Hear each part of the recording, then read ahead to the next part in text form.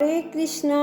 অনেকেই প্রশ্ন করেন ভগবান শ্রীকৃষ্ণ কেন শ্রীমদ্ ভাগবত গীতার জ্ঞান যুদ্ধভূমিতে দিয়েছেন। তাহলে চলুন আজকে আমরা সেটা জেনে নিই।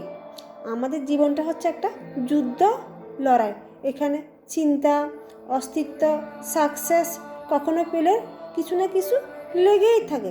তাই ভগবান শ্রীকৃষ্ণ এই জীবন যুদ্ধে আমাদের শিক্ষা দিচ্ছেন কি করে নিজেদের ধর্মকে না হারিয়ে, কি করে নিজেদের শিক্ষাকে না ভুলে, কি করে নিজেদের অস্তিত্বকে না ভুলে আমরা এই জীবন যুদ্ধে বিজয়ী হতে পারি।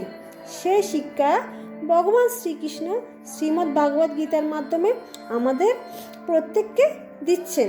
কিন্তু দুঃখের বিষয় হলো এটা, আমরা ভগবান শ্রীকৃষ্ণের সেই জ্ঞান নিতে চাই না।